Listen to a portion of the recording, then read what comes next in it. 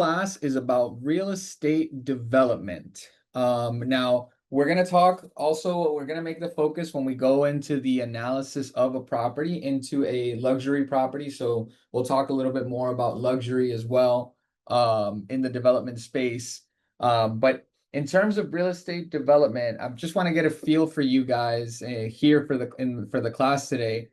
How many of you guys have experience developing? You can just put it in the chat, saying either that, you've done a development yourself, you've been partnered into a development, or you were in the space at one point. Go ahead and just put it in the chat. So let's see here. None. Okay, perfect. Okay, so it seems I'm gonna go ahead and take a guess, and obviously if anyone does have any experience, they can feel free to just put it in the chat, but I'm gonna assume that everyone here is basically brand new to the world of development, and we can go ahead and jump in like that. So first off, with an introduction, my name is Rolando. I'm the director of realty at Portobello Living. We are a real estate team here in Miami that has three arms to it. We do joint ventures with investors. So in other words, we get capital together with investors. We partner up on these developments. So then we look for the acquisition. On the realty side, we look either MLS, off market, or we also call owners in an area. And then once we acquire it, we build it. So that's the second part of our team. We have a construction company. So we do new development construction. Primarily, we build single family homes and duplexes, but we also have done multifamily apartment buildings, and our GC has also done commercial developments as well.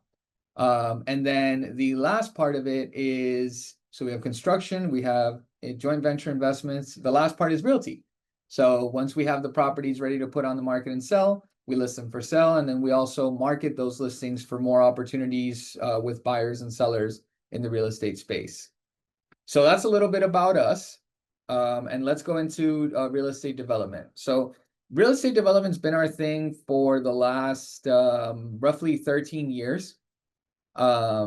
We started fixing and flipping and then just decided to go into development as the next logical step. So before we go into the content, I do have to share with you guys the antitrust policy for Miami Realtors. If any of you guys are not familiar with it, please reach out to the board. But there's also a QR code here to know the facts. But basically, Miami Associated Realtors adheres to a strict policy of compliance with both federal and state antitrust laws. As such, any discussions or activities with potential antitrust implications, including but not limited to commission price fixing, market allocation, customer allocation, bid rigging, or boycotts, are strictly prohibited. Miami Realtors strongly endorses a competitive marketplace, ensuring that competitors have the freedom to engage in business without artificial restrictions on competition. So, moving on. So first, talking about what is development from a 30,000-foot view.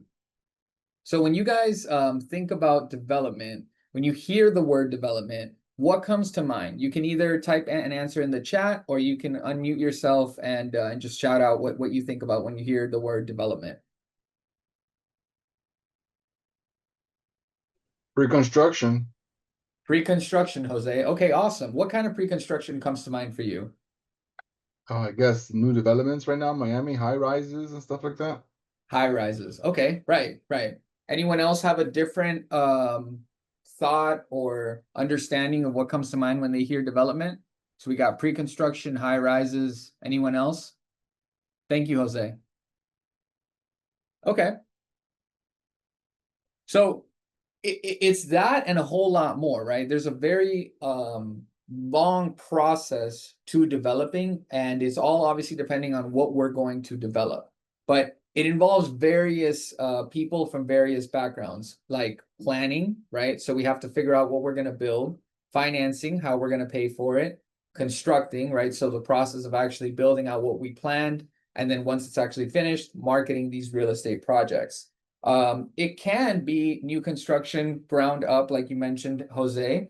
Or it could also be, development could also be considered renovating or repurposing existing properties. Obviously, that's not a large scale development, but even let's say adding a space to a house, like adding an additional room, for example, is considered development.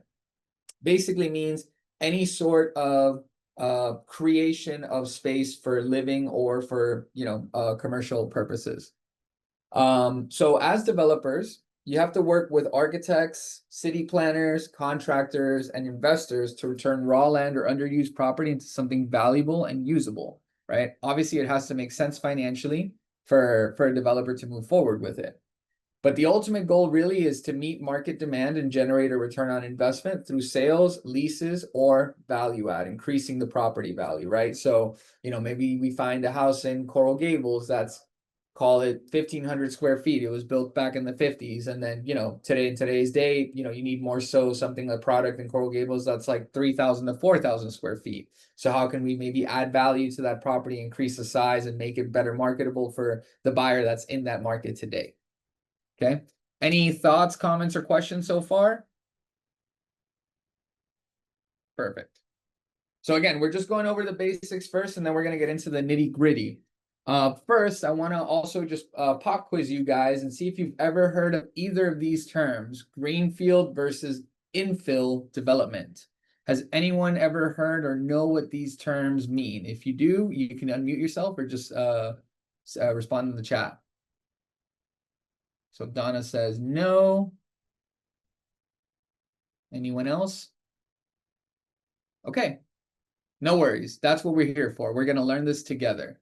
So infill development is developing on land that's already been, it's an urban area that's already been developed. So for example, one really good example in Miami could be the vacant lots that you see, say, in like the Goulds area of Southwest Miami, or vacant lots that you might see out in the Northwest Miami area, say in Liberty City, or even in some of these other luxury areas like Miami Beach, right? We see houses getting torn down in Miami Beach, on Venetian, Coral Gables, Coconut Grove, all the time, and then getting developed for new construction homes. That is infill development, meaning the roads are already in place, street lights, electricity, plumbing, all of that is already there, right?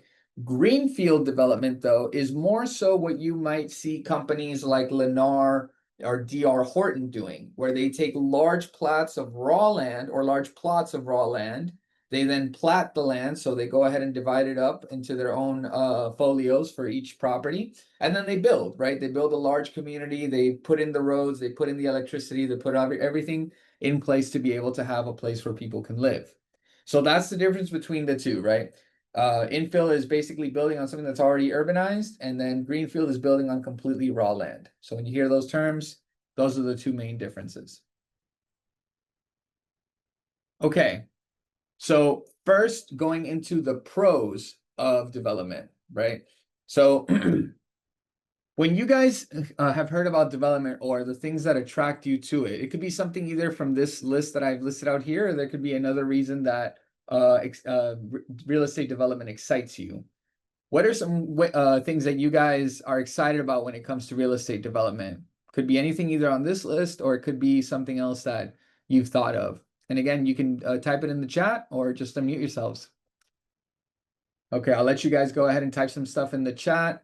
Feel free to participate. Let's see here. Okay, so first, instant equity at project completion. So with development, it's very similar to flipping, right? Because you're buying something and then adding value to it to get the equity added. So with construction, for example, let's say a duplex, just giving you guys some ballpark numbers here. A duplex that you could sell for 800K retail might cost you closer to 650,000 to make, right? So right there, you have instantly roughly 150,000 in equity on the project, right? Or you're building a luxury home. It might cost you 2 to 2.2 million to build and acquire the land total, but then you can sell it for roughly 3 million, right? So you have instant equity at project completion, which gives you a lot more options. Another example of this could be, let's say you're buying a rental property, right? What's the market trading at right now in terms of cap rates in Miami right now? What do you guys think? What do you guys think the answer is in the chat? What's like the normal? 6%, right? Good job, Jose. Yes. Roughly 5-6%, right? Sometimes even 4 to 6. Exactly. There you go. Stephanie and Teresa said 4 to 6%. Sometimes as low as 4%, right? 4 to 6%. Well, what if you could buy that same property, but because you bought it and put in the money to build it, you're getting now closer to an 8%, right? Which is something that's a lot more attractive for investors. And then you still have the benefit of appreciation because you're in Miami. So, and that's really why people are willing to settle at 4 to 6% today in Miami, because they're banking on the appreciation of the property and the future of the city and the area. So, instant equity is one. Second is high profit potential, very similar to the first one. Third one is leverage and financing options, right? So once you have that equity, you can pull the money out, you can refinance, right? You can have the money work for you, you keep it as a rental property. Or you can then, as you're putting that property out for sale, if you pull the money out, you can then move to your next project and keep the money flowing and the business going as you finish projects and refinance. The other thing, and this is one that my partner really enjoys, is community impact and legacy.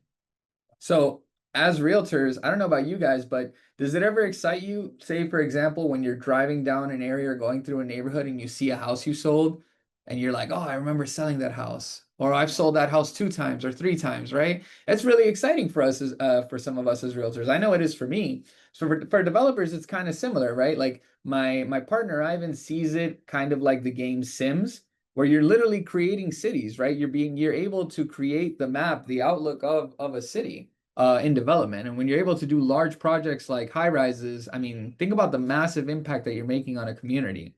So you get to do that, you get to increase housing supply, create jobs, and you leave behind a lasting impact. So all that stuff is really positive.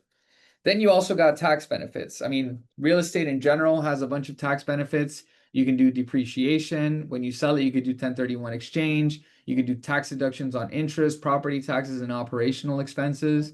And then obviously you have the creative and entrepreneurial freedom of being an entrepreneur. So you can, solve your problems, design your own things, strategize on business, and bring creative visions to life. But the only thing I would warn you on the creative part is you have to be very careful on being creative, because remember, the number one goal for you as a developer is ROI. You have to make a return on investment. And a lot of the times when we're, maybe getting into this creative space, a lot of us think that, our taste is the best taste. And frankly, what we have found is it's not, right? We have to be able to test things out, see what works, see what people are most attracted to in a broad sense, because maybe you like a particular design that's very unique, but you might be taking out, let's say, 60% of your buyer pool because they don't really think that the design is up to something that they like. So you have to be very conscious and test things out as you go. So those are the pros. Then you have the cons, right? So it's kind of the opposite of some of the things that we talked about on the pro side. You have the high financial risk, obviously, because when you're leveraging, when you're pulling out money, it's a double-edged sword, right? You can leverage, but then if, let's say, the market takes too long to sell, if you're not getting the price that you want, if you're not renting at the price that you want, if you're not renting fast enough, the banks don't really care how your business is doing. They're going to want their money when they're expected to receive it, right? Which is usually the first. Then you also have market risk and volatility. So with development, for example, it is much riskier than, say, flipping. Well, actually, before I tell you guys the answer, why do you guys think when it comes to market risk or volatility, it's much riskier to do development than, let's say, flipping a house? I guess because of the um, supply chain, building materials, and the time it takes to put everything together.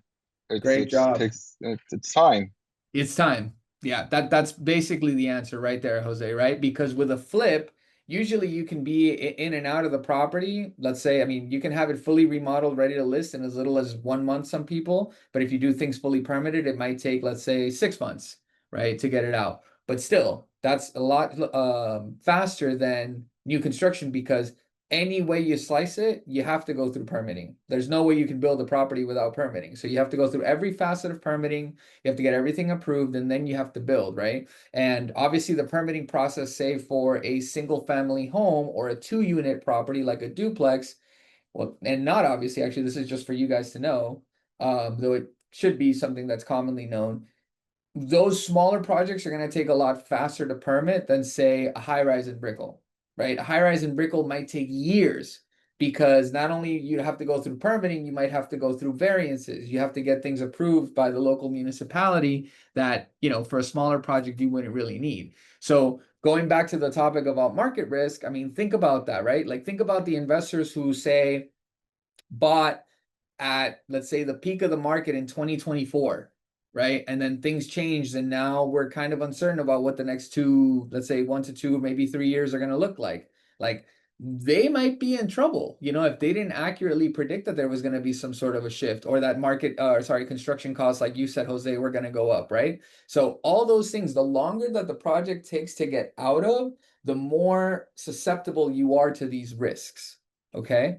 So, with longer projects, you definitely want to try and cushion your numbers a little bit to be prepared for unexpected, expenses or changes in the market or anything like that. So as a developer too, you have to be very up to date with what's going on in the news, what's going on in the economy, right? How certain things are shaping the economy. Like, for example, we just had the elections, right? The local elections. So, one big thing that everyone's been talking about that just happened is the mayoral elections in New York and how that's going to impact real estate in Miami, right? So all those little things as a developer are very, very critical for you to know to understand the outlook of the market as you continue your projects. Okay. Um, then you've also got regulatory and legal challenges. So just so you guys know, zoning laws, permitting processes for different municipalities, environmental regulations, building codes, they can be complex, costly, and they are also constantly being reviewed and changed.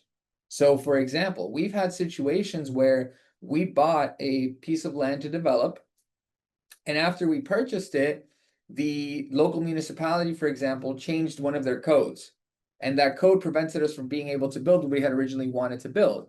So then we had to go through a legal process to be able to get them to allow us to build it, because we were under the assumption when we purchased it, in this scenario, for example, that we could build what we had thought we could build.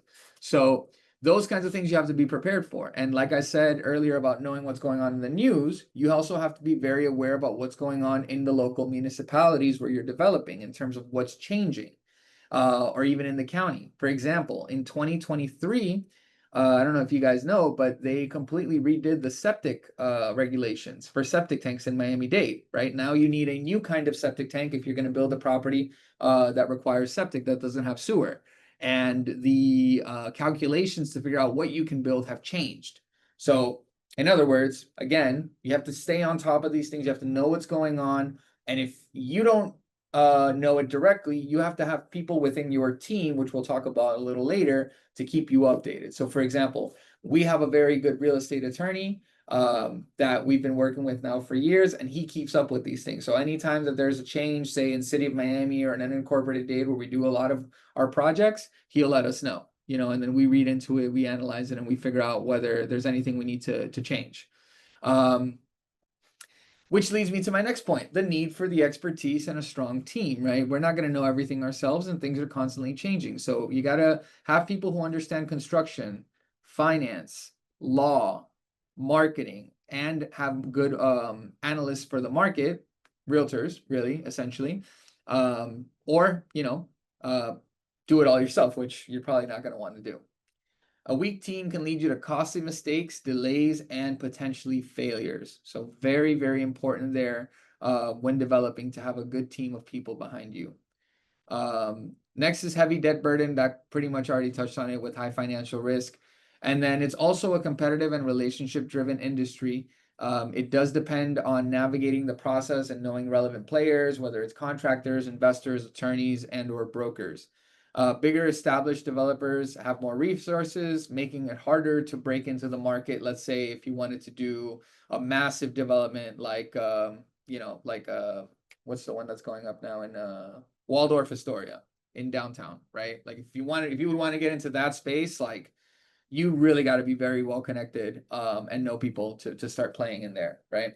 So those are the pros and cons. Now, next is factors to consider. And here, and we're gonna really shortly, once I go through this, I'm gonna run an example by you guys. This is probably the most exciting part of the class, so just make sure you're really paying attention to this next part I'm gonna do, because I'm gonna show you guys, for example, in Miami-Dade County and City of Miami, how you can look into vacant lots to find out whether they may or may not be buildable. But in developing, right, there are many factors to consider. So you have to make sure you meet all of these factors in your, when you're putting the picture together to really make sure that the project makes sense for you. One is zoning and land use regulations. So obviously checking the zoning for the lot to see what the county allows you to build per the zoning code, but then also making sure that the land is big enough. Let's say that fits parking, has the utilities, right? Has the infrastructure, has access to water, sewer, electricity, roads, kind of what we were talking about earlier. Sometimes they have it, but you still need to improve them, right? Maybe the roads are worn out, so you might need to go and redo the roads for the municipality to allow you to build. They don't take on these costs in most cases. I think actually in all cases, when you come in as a developer, like just because you're going to build a new road or a new house and a road has to be built, the city or the municipality is normally not going to take on the cost. They're going to be like, if you want to build it, you got to pay for it. Obviously, market demand and feasibility. You got to know ARVs. You got to know rent studies. What are things going to sell for? What are things going to rent for? And does this, again, investment make sense? Parking and transportation access. So going back to what I was saying earlier about let's say zoning and land use, how many of you guys have ever heard of the term density when it comes to development? Is anyone here familiar with that term density? Jose, you seem to be my star student. Would you mind unmuting yourself and telling us what density is?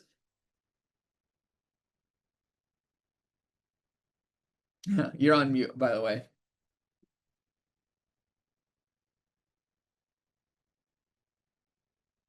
Still on mute. Hello, can you hear me now? Yeah, we can hear you now. Oh, okay, cool.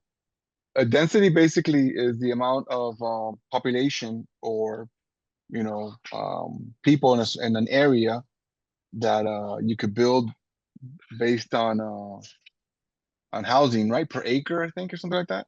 Correct. Yeah. So you're right on the track. So density is basically how many, when it comes to development, let's say if in residential development, it's how many living units you can fit within a given space, right? So like let's say for example, the density is 18 units per acre.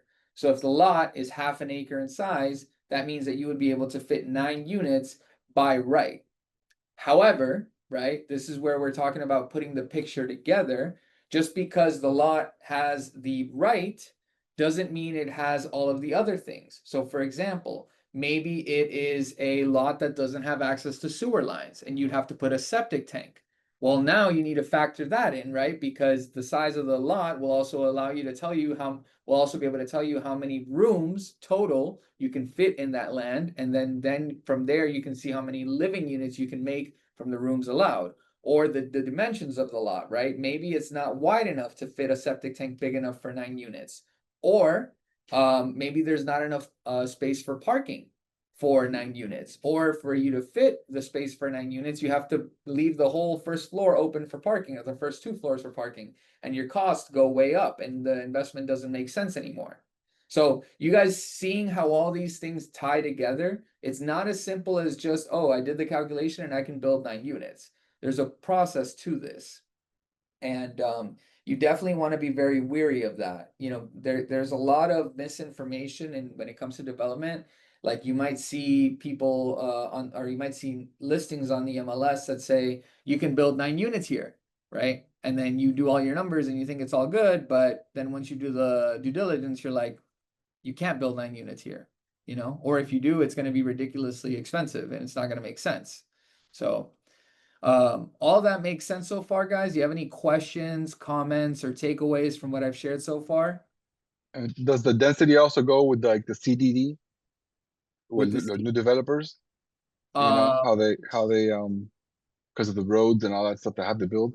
Yes. Yeah. So all that ties in together, right? Like when you're well, like the roads and the electrical and the plumbing and stuff, yes, Yeah, if you're let's say if you're going to be building a certain amount of units, if it's going to be a lot of units, like the water lines have to be a certain diameter, right? They can't just be like 2-inch water lines if you're going to be building like a 100 units, for example, the pressure's not going to be enough.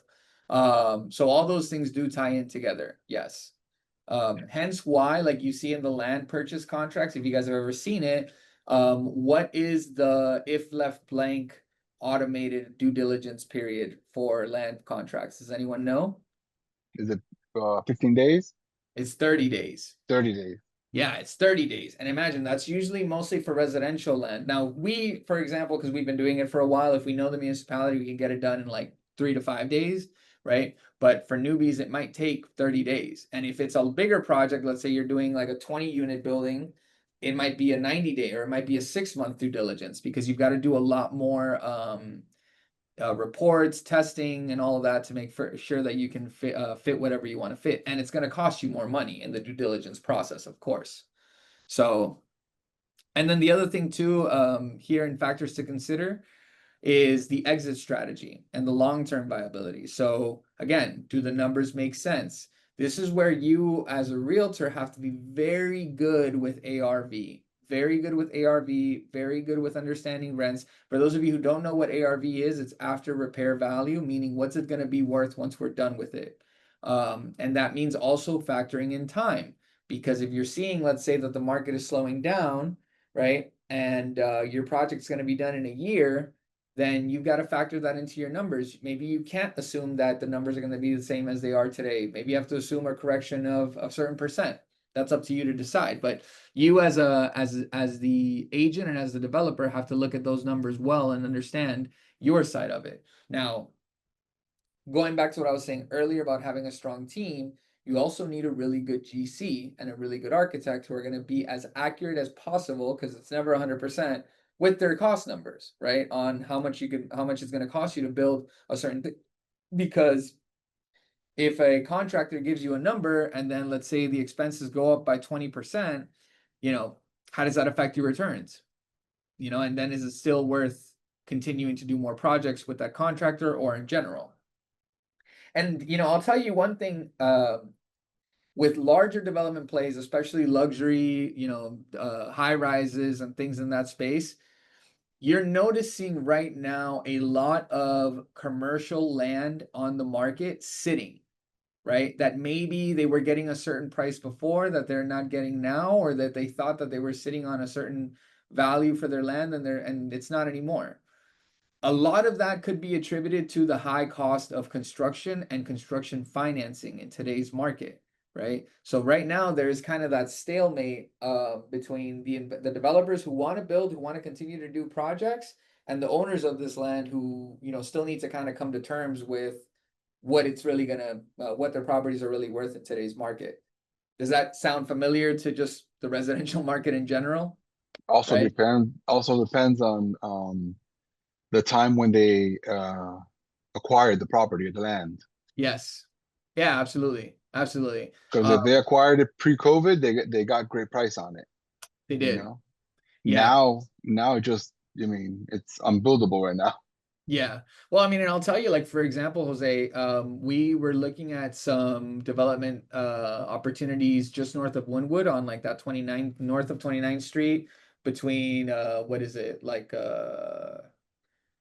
Northwest Second to the highway, right, where there's a lot of multifamilies there, and we saw some things sell as high as like I think 2 million, Yeah. right? And when we were looking at the numbers today, it made more sense at like maybe 1 million, like half that for this other one that we were looking at. So obviously, those conversations for sellers they're tough pills to swallow. They might have missed that window to really get more money for their property. So, but it just is what it is. Like there's nothing we can really do there until, the seller's motivated enough to make a move or cost change in construction, which I don't predict them going down much, if any, over the next few years. Yeah. So yeah. So now let's do something a little bit more fun. Let's do an actual live analysis of a potential acquisition of a vacant lot. So I'm going to review here some of the things that we look at when we're doing due diligence. So like I was saying, first with zoning, what can we build? Does it fit? Platting, right? So has the lot already been platted? Has it been recorded as a lot and block or, you know, buildable lot in the local municipality? Are there any dedications for right of way? Meaning like, do we need to give any part of the lot area to the local municipality so that they can build roads or sidewalks or whatever it might be? Are there water and sewer connections? Do we need to put a septic tank? Are there trees, right? Are there utility poles in front of the lot, right? All those kinds of things can factor into whether it's buildable or if it's going to cost more or less or anything like that. Karen, I see you raised your hand. Welcome. Hey, Rolando, great presentation. I had a situation with a property with the environmental phase 1, and we had to do an environmental phase 2. That was the first time I dealt with something like that. Usually we do the phase 1, but I have never had an issue where it goes to phase 2. What a nightmare. What a nightmare. I learned. Yeah. But it's something that, you know, that's part of the due diligence period that people obviously need to keep. And I didn't know how pricey it was. Because this is, you know, I'm transitioning. I've been transitioning from residential to commercial and to developing, and it's definitely a lot of things to learn. It's not easy, but I mean, I love it. For sure. And I appreciate you sharing that, Karen, because it brings up the point, kind of what we were talking about a little bit earlier, right, with the due diligence processes and really understanding those things. So if you mind sharing, what was your customer looking to build? Were they looking to build like a building, or what were they looking to build? So yeah, initially they were looking to see how they can tear that build. It had an existing building. They wanted to tear it down, see what they can make. But it turns out that the property was completely contaminated. Right. You know, costs were going to be crazy. Yeah. And he was advised to kind of just revisit if this makes sense for him long term after the cleanup costs.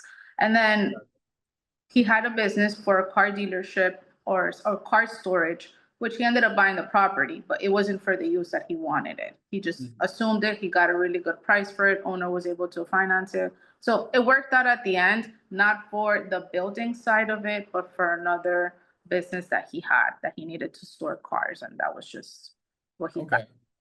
So it still worked for him. But and just to ask you a little bit more there, how long were you in the due diligence?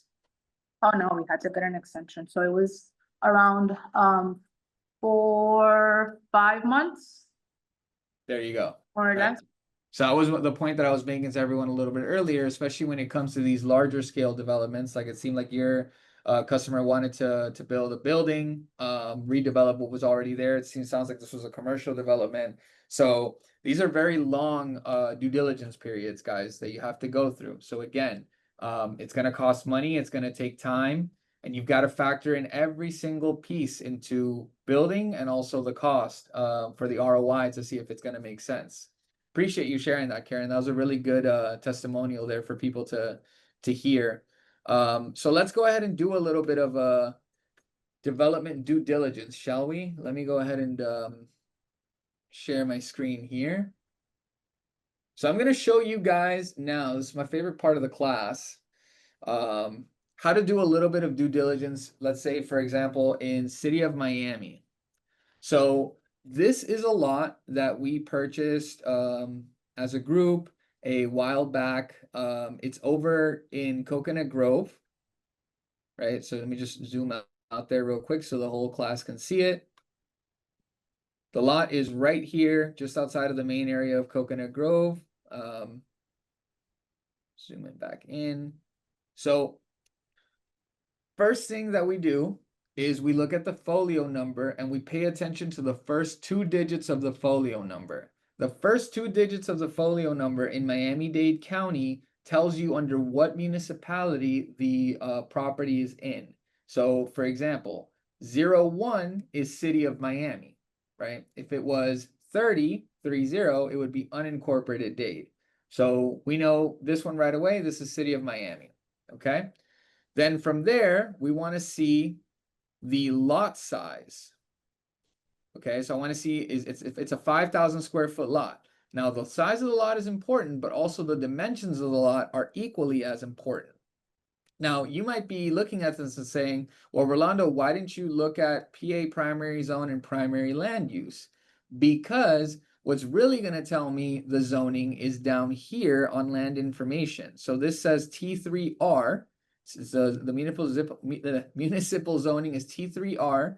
And it says that T3R is single family general, but that doesn't really tell me much. Now, before I get to that part, like I said, folio number, address, and then lot size. From there, I go down here to the legal description. So for those of you guys that have never really understood what the legal description tells you, usually in most cases, it's going to tell you the subdivision. So this lot is in the Fro Homestead subdivision. It's going to give you the plat book number, PB B106, which we actually found this was an error. It's actually, I think it was 8106 or 3106. I'm going to have to find that. Lot 11, block 33. So from lot 11, this lot is, from block 33, this is lot 11 of block 33. And the dimensions are 50 by 100. So the dimensions are also really important here, guys, because we need to know the setbacks. We need to know what is the buildable area for this lot. So first thing I'm going to do here, if I did not know what the zoning was, is go into the municipal code and look into the table for the zoning. So let's see, City of Miami, T3R, right? I'm just going to go ahead and put that there. It's going to take me to, in City of Miami, their municipal code is called the Miami 21. Then here, I'm going to go to accept, skip here, and then this is the entire code book, right? I'm going to go specifically to the section that says standards and tables, because that's going to just give me a much more like straight to the point idea here. So T4 consists of mixed use, but primary residential urban fabric with a range of building types, including row houses, small apartment buildings, and bungalow courts. Setbacks are short with an urban streetscape of wide sidewalks and trees and planters. Thoroughfares typically define medium-sized blocks. Doesn't really tell me much there. Perfect. So here, I'm going to see the different zonings, T1, T2, T3, T4, T5, T6 to 8, T6 to 12, and so on, right? Now, as you can tell, what do you notice about the zoning as it goes from left to right? Remember what we were talking about when it came to density, right? The amount of people that could live within a certain space. So most places will have it organized like this, either from left to right or up to down, where it'll be least dense to most dense kind of zoning, right? And then you've also got the districts. So ours is T3, right? T3R. So T3 here.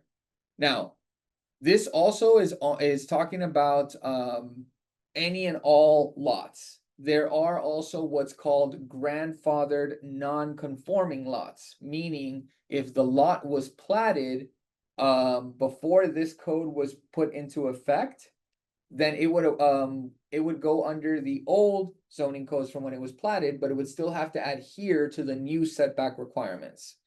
All I'm trying to tell you there is, if the plat was grandfathered, it may be able to have buildability that we don't really see in this table. So we have to double check that. And I'll show you how to check when it was platted in a moment. But here, for example, it says for T3, the minimum square footage is 5,000 feet. The minimum width is 50 feet. Lot coverage, 50% of the lot max for the first floor of the property, 30% max for the second floor. And that's only for T3R and T3L. So ours is T3R, right? Then green space, open space, you have to have at least 25%. The density is 9 to 18, which we're going to know exactly what it is based on whether it's R or L. But regardless, with T3R, you're only able to build one living unit there anyway. Here it'll tell you the setbacks. So 20 in the front, secondary front is 10, but it's basically 20 in the front, 20 in the back, and 5 to the sides. Okay. Any questions about anything I've shown you guys here so far? Feel free to jump in at any point. Hi, I have a quick question. Sure, Sorry, Daniela. can you show how you got to this area? Thank you. Yeah. I appreciate Yeah, it. absolutely. You're very welcome. Absolutely. So all you have to do is look up City of Miami zoning Miami 21 on Google. It's going to take you to this page, and then you're going to hit a button that says View Miami 21. Okay.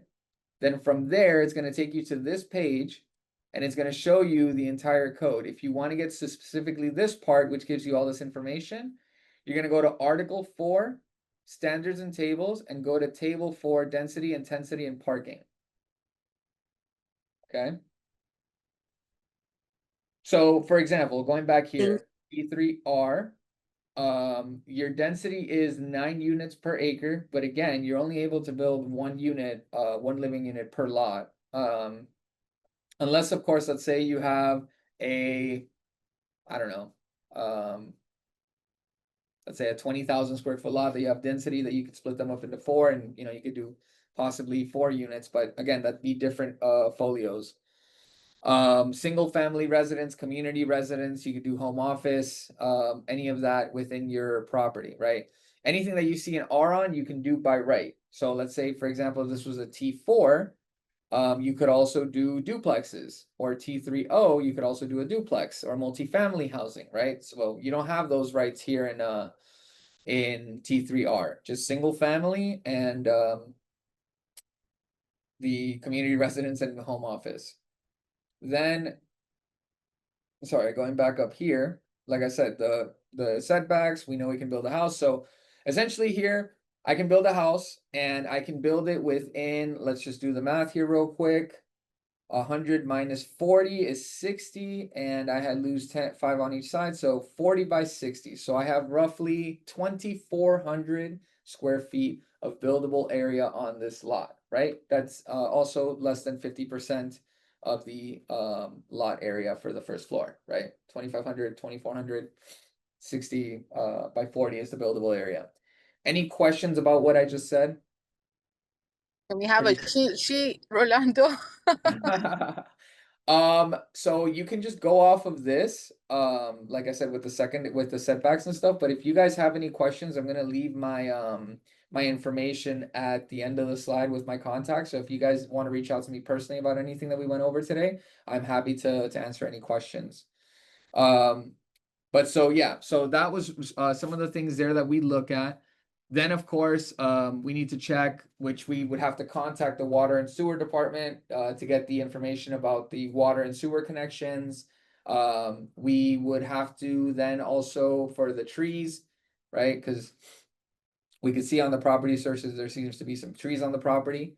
We would do a survey, and also, if needed, to take the next step, an arborist report, right? Because the arborist would need to check, like, would any of the roots get damaged because they're in the buildable area? Which of these trees do we have to save, and which of these are we allowed to take down, right? And all of that changes between different municipalities. And again, I'm just showing this to you guys more so to give you an idea of the process that you have to go through when you're analyzing these potential developments. It gets much more complicated when we're talking about, high rises or, commercial developments or anything like that, because like what you were saying, Karen, you have to do also environmental testing, right? And all kinds of other reports to be able to really get the approval. Plus, the permitting process is a lot more arduous with commercial, anything that's more than 2 residential property, a two unit property. Okay. So those are kind of the things that we look through there. Again, I don't want to get too deep in the weeds just to not confuse you guys. If you have more questions about anything in particular, just reach out to me personally. But going back to the slideshow, the other thing that we want to check for is liens and violations, because sometimes, for example, there may be things that are in the exceptions of a title commitment that we've been hurt with before, right? So like The title company, when we agree to a free and clear title, they're gonna create a title commitment, and they're gonna have two parts to the title commitment. There's gonna be the B1 requirements, which are the things that have to be cleared off the title by the seller, and there's the B2 requirements, which are the exceptions, which tells you like the insurance is gonna cover you for everything in the B1, but we're not gonna cover you for everything in the B2. So going back to having a really strong team, you really got to make sure you have good people reviewing these things for you. And that you know those things as well and check them yourself, because nobody is going to have your back more than your own self. Okay. So I'm speeding through this a little bit here because I want to kind of get to the ending of the presentation. We're going to run through just some common formulas. I'm not going to, due to the antitrust policy, I'm not going to go ahead and go into the assumptions. But I'm going to try and give you guys as much information as I possibly can when running each of these kinds of formulas. Okay, so there are three different formulas that we as developers look at very, very closely. One, which is a very simple formula, which is return on investment, right? Return on investment is net proceeds divided by cost. It's not -1. It's just net proceeds divided by cost, right? In other words, how much did you net from the sale of the property after you sold it, and how much did it cost you to build it? Well, obviously we don't know those numbers completely clearly when we're analyzing it to purchase it, but we have more or less an idea, and we can get more or less an idea of how much it's going to cost and how much we're going to net from the sale. So starting off with the purchase price, right? This is how we're going to calculate the net proceeds and the closing costs. First, you need to figure out if your plan is to sell it, then you need to figure out how much it's going to sell for once it's fully built, right? So how much would this house sell for? In this example, for example, when we were looking at the comparables, we were looking at roughly 3 million for this property, right? Closing costs, that's, talk to your title companies about more or less estimated closing costs for purchases, but it should be a percentage of the purchase price. Build and carrying costs, this is where you would need to use a GC and get an idea of roughly cost per square foot of a project that you would want to build. And obviously, in your first few, I would say you'd probably have to talk to an architect first to see what you can really build there before you can get an idea of the cost. So in the beginning, especially if you're, never done it before, obviously, you're going to need to take more time to get these numbers together. Once you've done a few, you're going to already have some numbers in your head and kind of know how to go off them, but still, never assume in the space of development, especially with so much money at hand. Always double check things just to make sure. Purchase price, closing costs, building carrying costs. Sorry. The sale price is what you would look at with the ARV. So you need to know what's the ARV and the build and carrying costs and how much you want to net, like what's the target ROI that you want to net, to know ultimately how much you're going to offer, right? You got to work these numbers back when you're analyzing it. So you have to look at, okay, if my goal is a certain percent of return, then I need to know, to the best of my knowledge, what's this going to cost and how much am I going to be able to sell it for to be able to calculate that number, right? So once you have all of that, then you can put it here. And then if everything makes sense, if it's within the percentage that you wanted to do, then you want to move forward, right? Now, for developers, what I was mentioning earlier, time is a very, very big factor, because if I can make a certain percent, but I can make, let me just kind of give you a couple of examples here when it comes to time versus money, right? Would you rather, and Kevin, stop me if I'm in any antitrust violations, but I think we should be fine. Would you rather make a 10% return in 1 month, or would you rather make a 50% return in 8 months?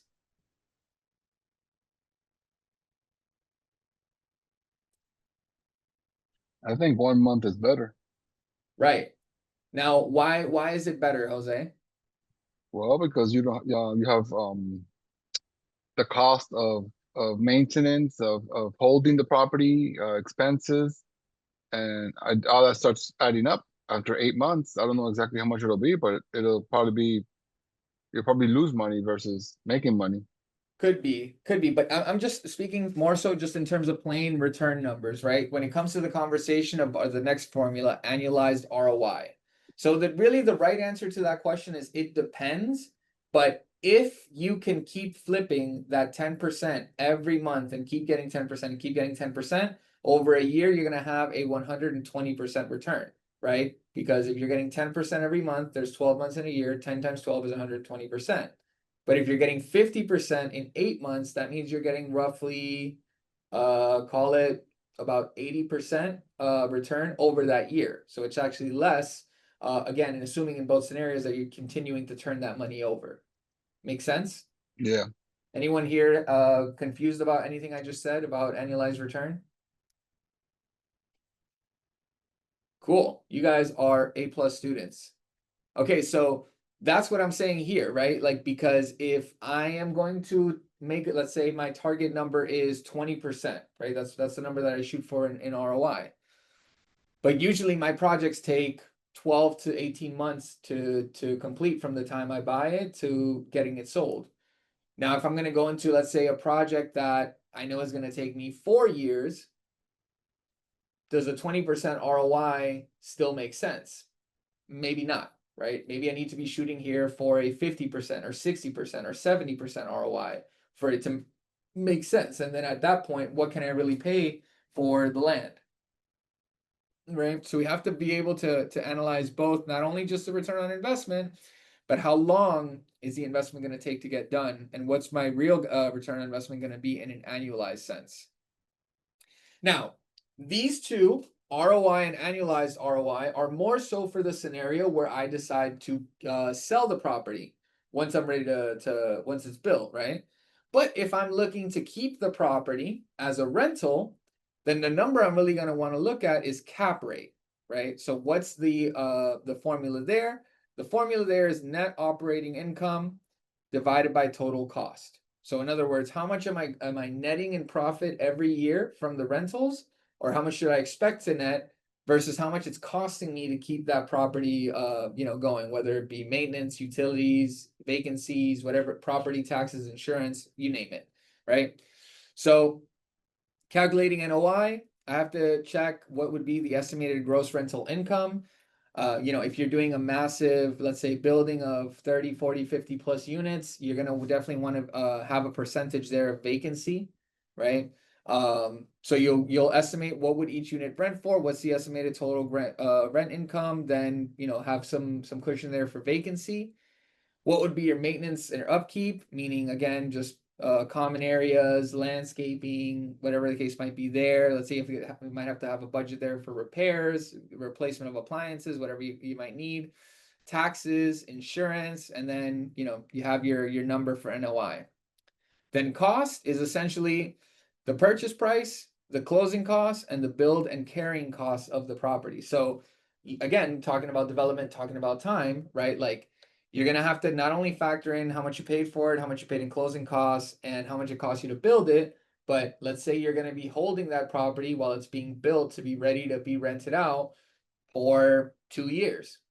You got to factor in 2 years of utilities, 2 years of property taxes, 2 years of insurance, et cetera, right? All of those numbers have to be factored in correctly, because if you're not factoring in those costs, then you're actually getting less of a return than what you expected.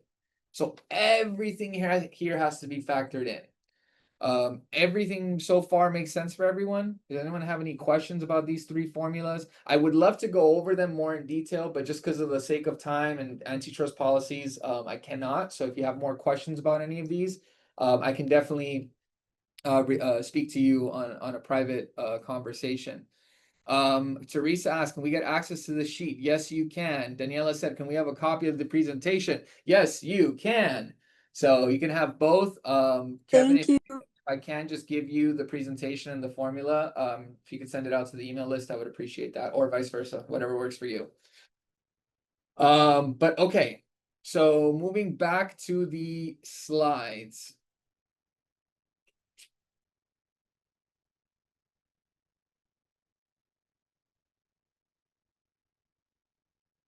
Okay, so we talked about ROI.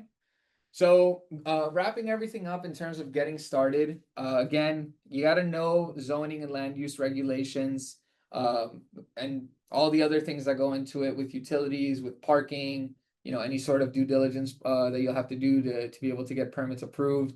You gotta have a strong team, right? So you being the real estate agent, you gotta know your comps, you gotta know, market conditions, you gotta know rents, all these things you have to know very, very, very well and continue to study it daily. You have to have a great title attorney, real estate attorney who understands, title commitments, any sort of legalization of liens, violations, help you through any legal issues with the city if you need permits too. Real estate attorneys, construction attorney is also very good. You gotta have a good GC, your construction team.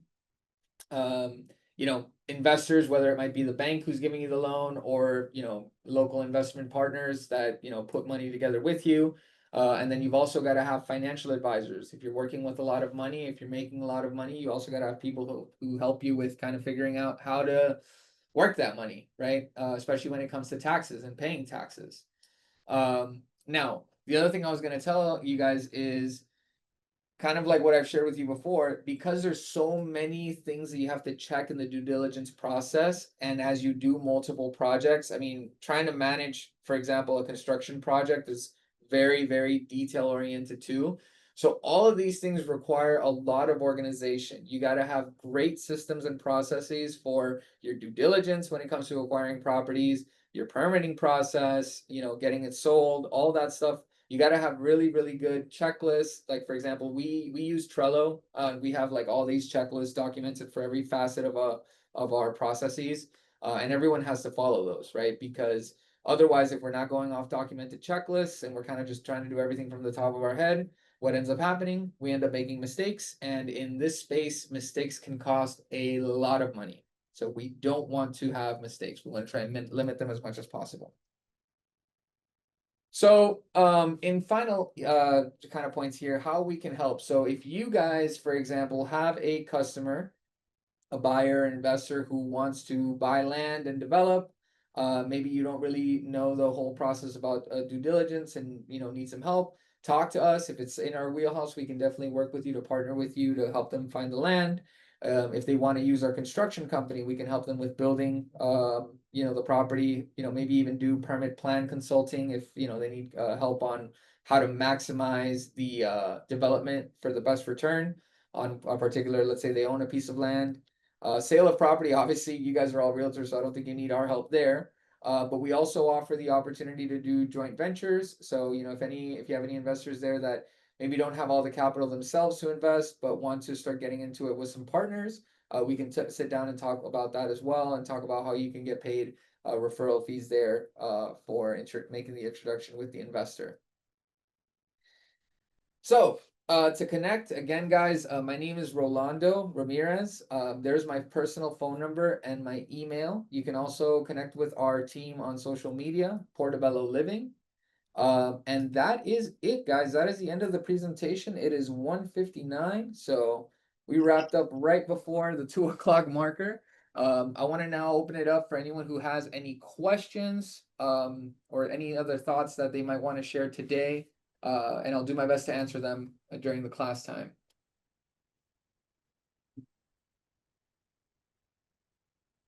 Thank you, Rolando. Great presentation. I learned a lot.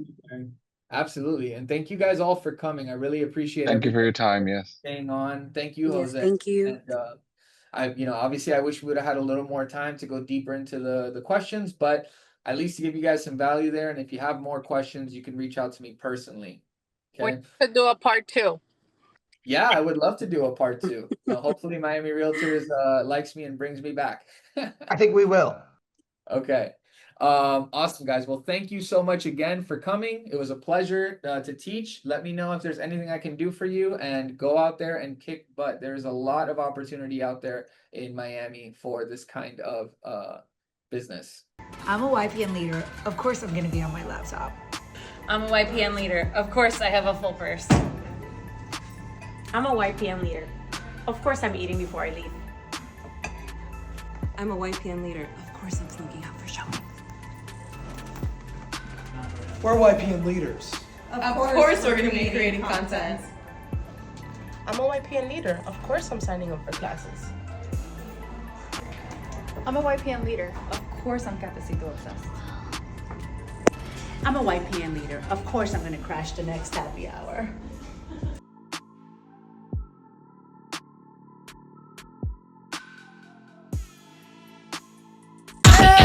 Yeah, but on my way home, yeah. Wouldn't it be crazy? But you still remain.